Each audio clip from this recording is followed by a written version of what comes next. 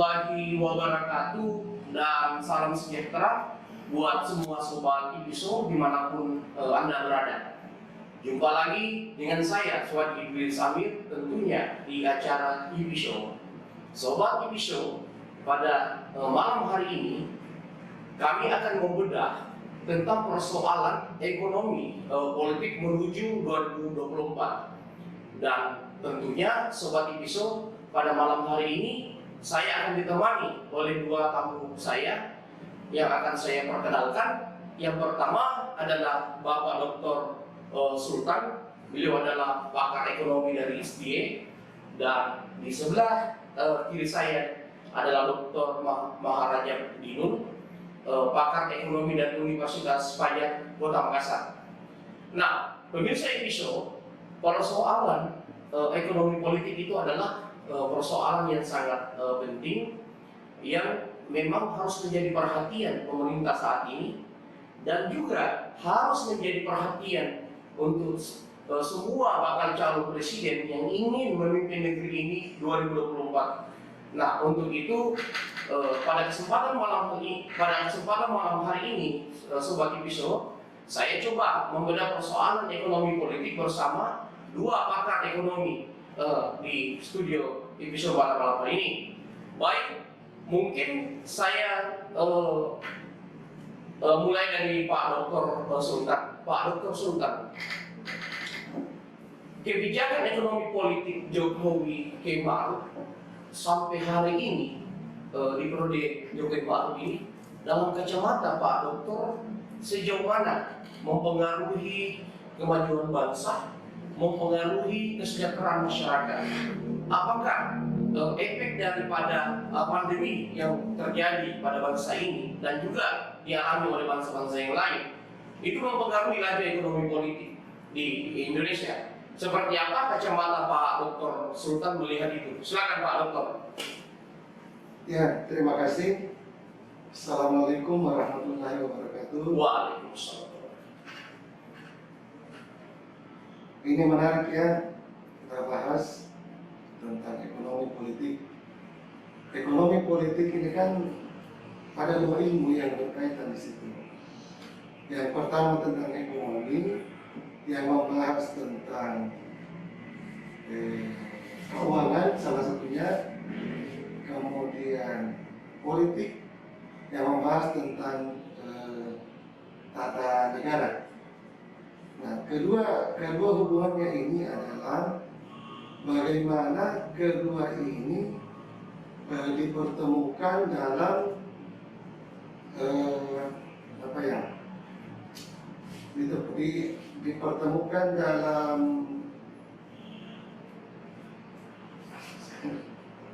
dipertemukan dalam produksi dan dipertemukan dalam pembangunan dan keadilan.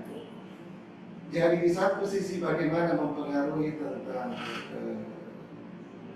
ekonomi, yang satunya bagaimana tentang pembangunan dan kemerdekaan.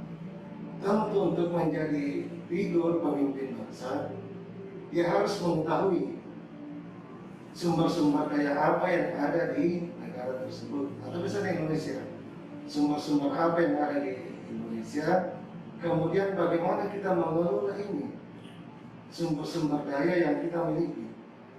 Tidak hanya bagaimana mengelola, tapi ini juga berkaitan dengan kegiatan pembangunan dan keadilan. Nah, terkait itu Pak Dokter, menurut Pak Dokter, kebijakan Jokowi Maruf sejauh mana dalam menghadirkan ruang ekonomi yang adil bagi bangsa? Ini soal masuk ini hadir. Yang pertama kan kita lihat bahwa pemerintahan sebelumnya itu lebih mengarah kepada pembangunan yang berfokus ya di salah satu provinsi.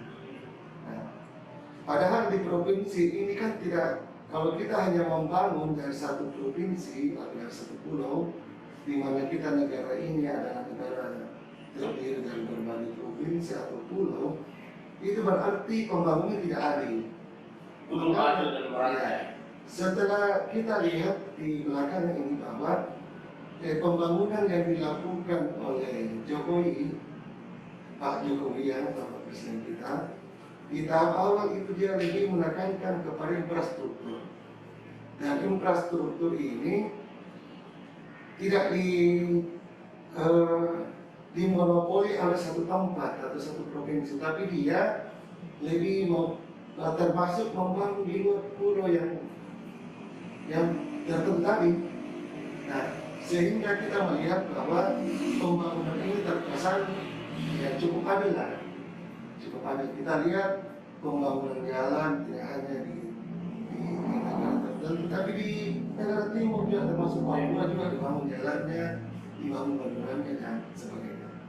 Tapi memang dampaknya ini kalau kita mau lihat bukan pembangunan seperti infrastruktur seperti ini kan bukan untuk jangka pendek kan ya. Nanti kita akan nikmati untuk jangka panjang. Ya. Ada lagi Pak Dokter? Saya kira untuk sementara itu. Baik, saya ke Pak Dokter Dino. Nah, sejauh mana Pak Dokter Dino melihat kebijakan ekonomi politik Jokowi baru di masa 2 tahun lebih pemerintahannya? Apakah itu sudah mengarah pada keadilan ekonomi bagi masyarakat Indonesia secara menyeluruh, atau masih terfokus pada sektor-sektor pulau? Apakah itu dilakukan Jokowi, dan apakah ketika itu dilakukan Jokowi itu bagian dari strategi pembangunan, atau seperti apa kita melihat kebijakan-kebijakan itu? Pak Dokter, silakan Pak Dokter Dino. Ya, terima kasih. Saya diberi kesempatan untuk memberikan penilaian kecil dari prestasi kedua kepemimpinan sekarang, yaitu sebenarnya saya lihat bahwa kebijakan yang ada sekarang ini masih kelanjutan dari kebijakan sebelumnya. Kelanjutan dari kebijakan Jokowi juga ya? Masih kelanjutan dari itu. Karena kita lihat bahwa pembangunan infrastruktur di kawasan DKI itu banyak pada infrastruktur.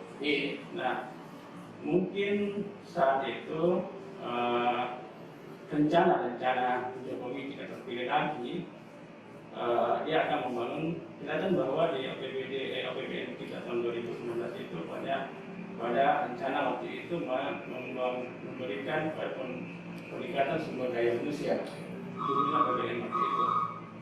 Nah, begitu rencananya, namun ini begitu tahun 12 negara awal 2019, pertengahan 2019 sampai 2000 sampai sekarang ini kita ini dihajar oleh pandemi ini, yang punya efek langsung terhadap perekonomian.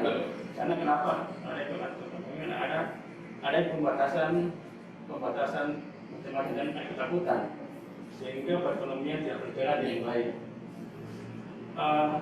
Nah, kelanjutan ini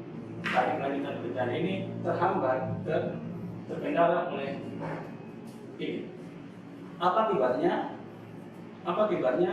Masa pemerintah Jokowi Maruf ini mendahulukan aspek keselamatan. Mendahulukan aspek keselamatan, meskipun ada kesan awalnya agak telat, tapi itulah yang diberikan sekarang. Keselamatan ini. Politik anggaran fokus pada penuntasan COVID-19. Apa akibatnya? Banyak sektor-sektor lain yang mungkin rencananya misalnya pembangunan pendidikan dan lain sedikitnya terhambat. Nah, daerah-daerah juga mengalami demikian karena seluruh anggaran-anggaran yang harusnya ke daerah itu tertahan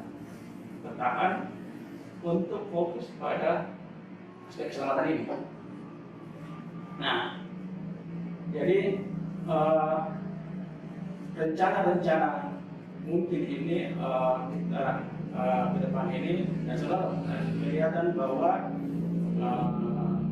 beberapa menteri sudah optimis untuk ke depan ini untuk bisa kembali memacu perekonomian, memacu rencana-rencana beliau yang supaya perekonomian ini kita jalan.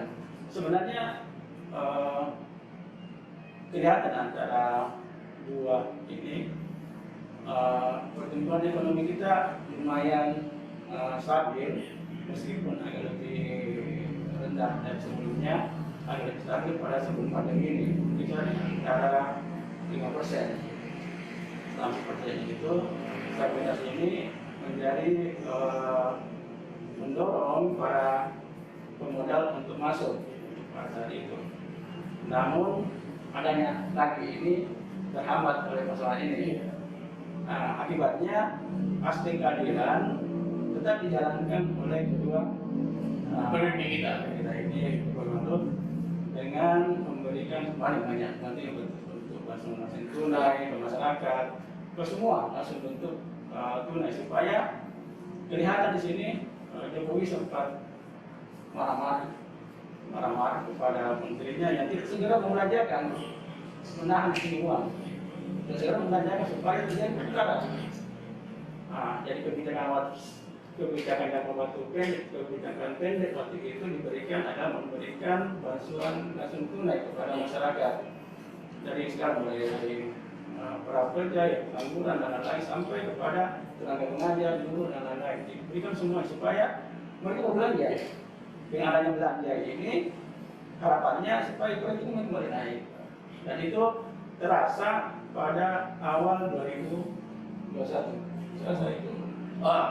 Menarik Pak Dr. Dino. Pak Dr. Sultan, sebelum kita lompat ke materi kedua, peran Menteri Jokowi Ki Ma'ruf ini dalam membantu Pak Jokowi Ma'ruf ini mengatasi persoalan ekonomi politik yang saat ini negara kita lagi diganggu oleh virus 19 COVID pandemi.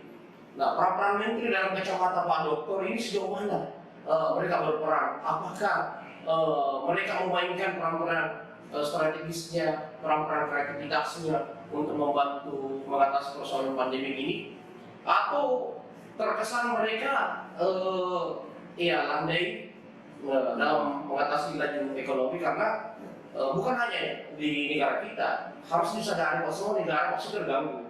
Cuma saat ini kan negara-negara di luar itu sedang berpacu memperbaiki ekonominya. Nah, sejauh mana peran Menteri ini membantu Presiden Jokowi Ma'ruf dalam mempercepat laju pemulihan ekonomi, Pak Dr. Sultan? Ya, baik. Menteri memang kan adalah pembantu presiden ya, membantu presiden dalam pelaksanaan tugas-tugas sesuai kewenangannya masing-masing. Saya melihat bahwa yang paling sangat berperan dalam kebijakan pada masa pandemi ini adalah ada beberapa menteri, termasuk Menteri Pertanian, Menteri Keuangan, Menteri Perdagangan. Inilah 15 ini kan adalah menteri atas setingkat menteri, pada setingkat menteri yang mencoba merancang pembangunan ini. Apalagi ini kan secara spesifik karena masa pandemi.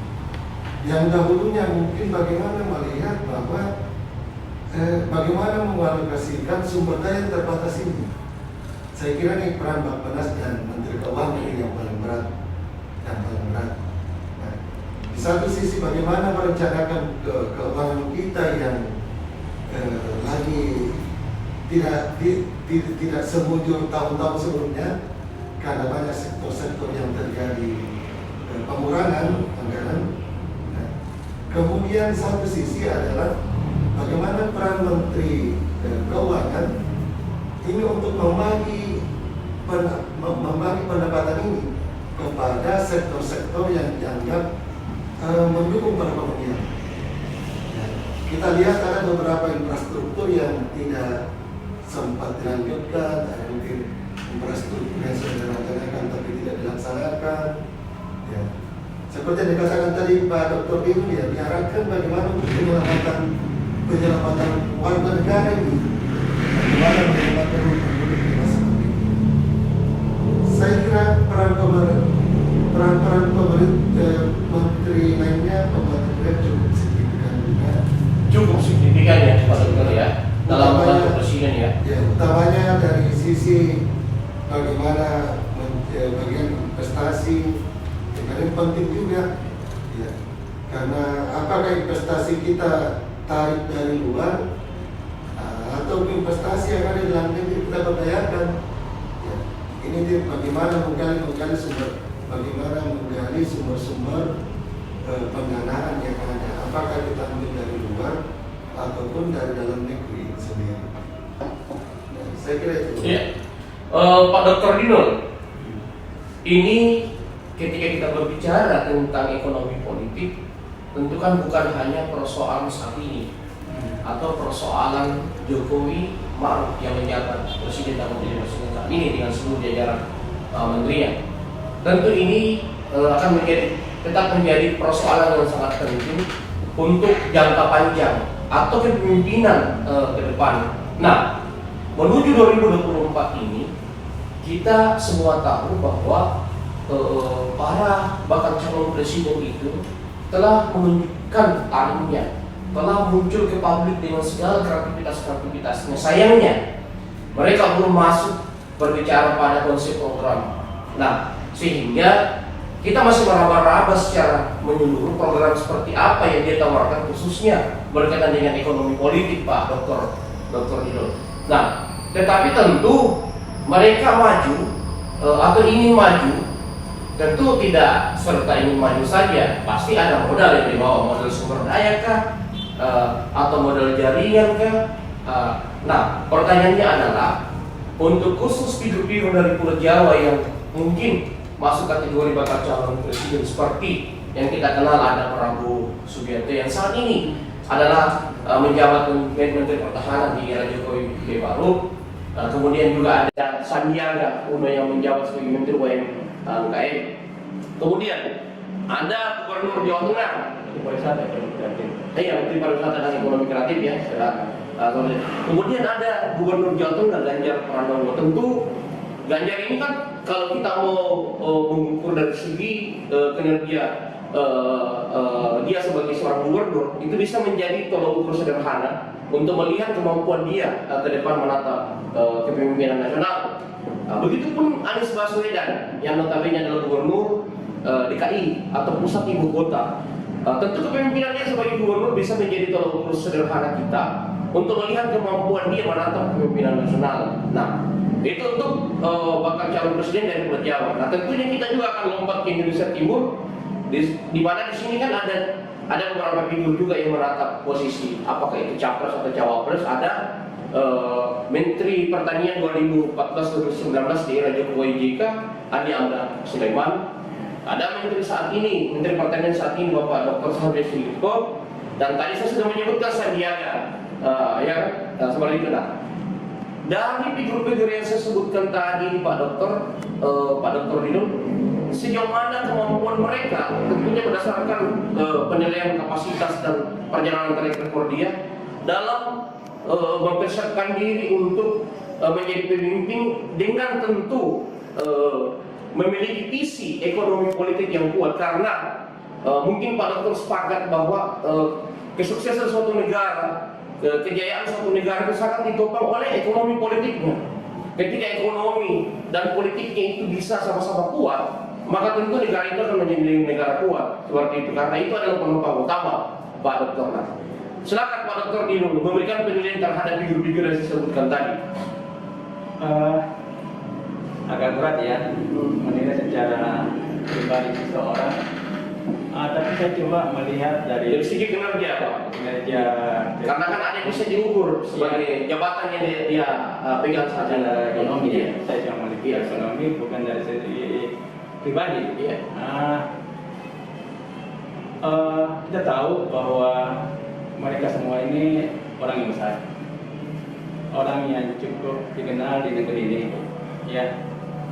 Tapi dari saya coba melihat sisi kinerja ya, pengembangan ekonomi, artinya bagaimana dia pengaruhnya terhadap perekonomian ini. Kita tahu pertama Pak Prabowo beralih ke jadi pengusaha, ya. Dari pengusaha ini beliau berhasil membangun bisnisnya cukup maju, kemudian dia menjadi tokoh terdepan di masyarakat tani, ya, di kelompok tani. Kemudian tapi saya tidak melihat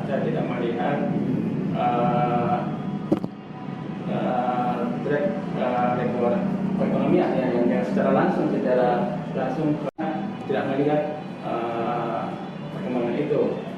Berbeda dengan Ganjar Pranowo pilihan ya, dalam kebijakan ekonomi politik ya. kebijakan ekonominya. Jadinya memang ada dua, memang dari sisi kita melihat soal pemimpin, ada soal pemimpin itu yang betul-betul mengejar pertumbuhan ekonomi.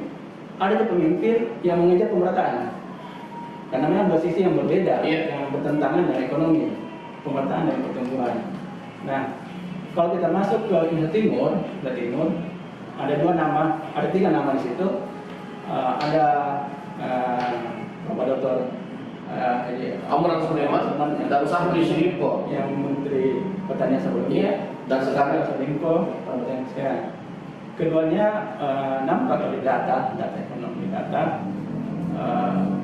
bisa meningkatkan pertanian, tapi yang memiliki track ekstrim, artinya yang meningkatkan secara ekstrim pertumbuhan ekonomi selama ini kelihatan bahwa Amran Sulaiman Sulaiman ini lebih ekstrim peningkatannya dibanding dengan Syahrul Limpo, khususnya di bidang pertanian. Ya. Nah, yang pertaniannya. Nah, tokoh yang lain, Sandiaga Uno adalah tadi kelihatan secara track di bidang ekonomi, tapi sepanjang masa pandemi ini, Sandiaga Uno berusaha memberikan keyakinan kepada para pelaku ekonomi kreatif bahwa ayo hidup, jangan ada berapa nampak kegiatannya, jangan memberikan support kepada mereka para pelaku ekonomi kreatif ini supaya mereka maju, jangan jatuh di sini, masih bisa hidup. Ya, itu artinya motivasi yang dibangun oleh Sandiaga cukup baik sampai. Jadi kedua, jadi kesemua tadi itulah pandangan yang saya lihat. Saya lihat dari kelima tokoh ini. Iya, jadi kan artinya harusnya memang mereka untuk menatap kepemimpinan nasional, peran-peran yang mereka lakoni saat ini, baik itu yang berstatus menteri maupun yang berstatus gubernur, harusnya itu bisa menjadi sebuah langkah awal untuk memperlihatkan kemampuan kepemimpinan mereka, khususnya dalam ekonomi politik, pembangunan ekonomi politik, Pak Dokter ya. Nah, Pak Dokter Sultan, nah menurut Pak Dokter Sultan, nah ini figur-figur ini apakah istilahnya berhak atau idealkah mereka maju itu tanpa kesiapan ekonomi yang kuat, atau sebaiknya para tokoh-tokoh yang ingin maju sebagai calon presiden ini itu apalagi mempersiapkan dulu bekal ekonomi yang kuat, agar ketika misalnya mereka ingin maju itu mereka memiliki kos politik. Dan tentu kita semua tahu bahwa dalam kontestasi nasional peran pengusaha itu kan sangat sentral. Bahkan sering sekali muncul kritikan bahwa kebanyakan figur itu maju, ada yang siap, ada yang tidak siap, seperti itu. Nah, seperti yang terjadi saat ini, figur-figur yang maju ini kan kalau kita melihat dari semua track record mereka, dari sumber daya mereka, hanya segelintir dari mereka yang populer ini yang berlatar belakang pengusaha. Kalau Prabowo kan pengusaha ya, Prabowo pengusaha, dan dia sudah berhak membuktikan bahwa dua periode Jokowi dilawan dan dia selalu siap untuk bertarung. Artinya bisa dikatakan bahwa Prabowo ini termasuk figur yang cukup siap dari segi ekonomi, dari segi pos politik untuk bertarung. Nah, bagaimana dengan yang lain, misalnya yang saat ini baru muncul? Kalau Prabowo kan sudah nonton hukum, sudah pernah bertarung, sudah pernah melawan Jokowi. Nah, bagaimana kita melihat kesiapan dari Ganjar Pranowo, kesiapan dari Anies Baswedan, kesiapan dari Andi Amran Sulaiman, kesiapan Syahrul Yassin Limpo. Kalau Sandiaga juga sudah ada ukur-ukurnya.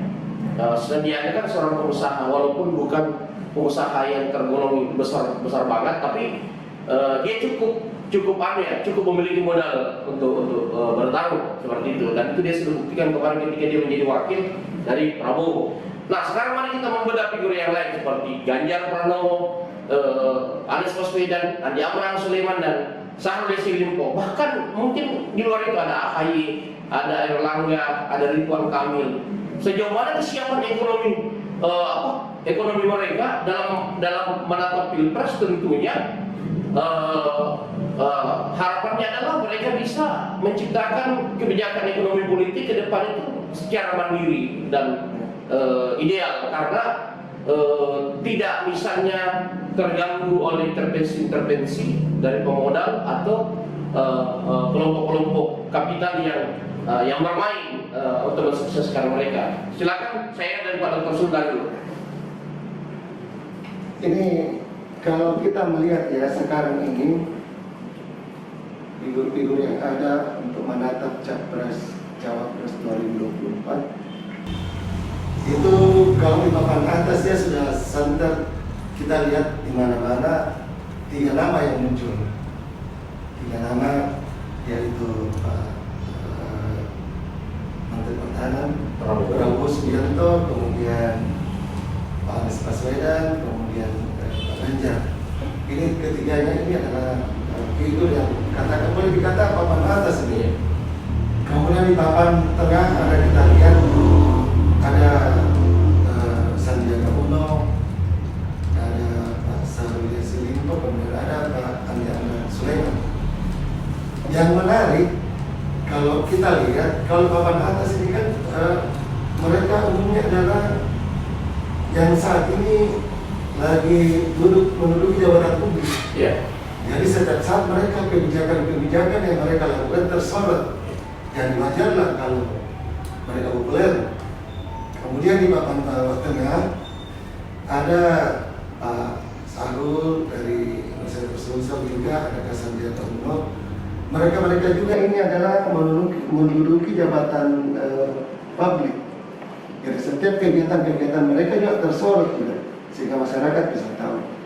Tapi yang menarik ini karena ada juga yang sempat muncul, bahkan Bapak Andi Amran Sulaiman ya, yang kita tahu beliau adalah mantan Menteri Pertanian, tapi tahu mereka juga bisa menempelkan nama ini. Yeah. Ini yang menarik tadi sebenarnya untuk kita bedah. Nah, kenapa kok tidak menduduki jabatan publik, tapi memiliki elektabilitas yang bisa menyamai, bisa bersaing ya? Bisa bersaing dengan yang memiliki jabatan-jabatan publik. Yeah. Ini yang menarik ini. Ada apa dengan beliau ini? Kemudian kalau kita berbicara tentang ekonomi politik, itu tidak terlepas dari dua. Yang pertama itu adalah produksi, dan yang kedua adalah perdagangan. Jadi kalau kita melihat keduanya, produksi dan perdagangan ini, itu adalah orang yang memang punya naluri bisnis yang kuat ini. Nah, kalau kita kembali melihat figur-figur, nah, saya kira yang cocok yang memiliki saya kira kapasitas untuk memimpin itu adalah orang-orang yang paham tentang ekonomi politik, mengerti tentang produksi dan mengerti tentang perdagangan. Nah, kalau kita melihat figur yang kita lihat di papan tengah ini adalah Bapak Andi Amran Sulaiman adalah orang yang yang memiliki jiwa bisnis yang cukup mumpuni, yang cukup bagus ya. Kita lihat dari beberapa usahanya yang cukup sukses gitu. Ya usahanya. Artinya beliau juga paham tentang investasi. Di mana kita berinvestasi, bagaimana kita berinvestasi agar supaya apa yang kita usahakan itu menguntungkan. Seperti yang tadi Pak Dir katakan bahwa sejauh mana peran investor dalam mempengaruhi kebijakan apa ya? Ekonomi politik. Kebijakan ekonomi. Nah, tidak salah kalau memang figur-figur ke depan ini adalah figur-figur yang mengutamakan kedaulatan ekonomi kita. Kita berharap demikian. Ya. Jangan lagi ada figur yang karena mau menduduki jabatan tertentu sehingga kita tidak sadar suatu saat kita akan semacam tergali gitu. Jadi kita harap bahwa figur kedepannya ini adalah figur yang punya kemandirian, punya kemandirian dalam mengelola bangsa ini. Nah, demikian pula kalau tidak mau diintervensi kebijakannya, nanti yang paling tidak adalah calon-calon juga itu harus punya kemampuan finansial yang cukup. Ya. Karena kalau tidak dia cari lagi dari luar, pastilah akan berpengaruh terhadap keputusan-keputusan atau kebijakan-kebijakan politik ketika dia akan duduk di situ nanti. Iya. Mantap Pak Dr. Sultan penjelasannya. Baik Pak Dr. itu kesiapan para figur-figur ini, khususnya kesiapan ekonomi politiknya dalam menghadapi pilpres agar tidak mendapatkan intervensi dari kelompok-kelompok kapital yang memiliki kapital yang kuat dalam ini, kelompok usaha kan seperti itu. Karena seorang pemimpin yang tidak siap ekonomi politiknya itu kan cenderung tersandra ya kan, oleh kelompok-kelompok kapital yang memiliki ekonomi yang kuat dan memainkan perang-perang kebijakan seperti itu Pak Dokter. Kita melihat seperti Anies, Ganjar Pranowo, Sandi, Andi Amran Sulaiman, Sahrul dan Prabowo ini sejauh mana kesiapan ekonomi politiknya mereka? Karena ini sangat berdampak pada kebijakan ekonomi politik ketika dia memimpin bangsa ini. Silakan Pak Dokter dulu.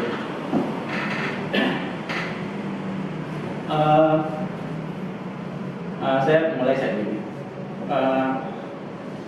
Sebenarnya peran kapitalis ini untuk masuk di dalam kancah kekuasaan, artinya mereka yang bermain di belakang layar, para pemain belakang layar ini, para pemain belakang layar ini hampir ada di semua negara.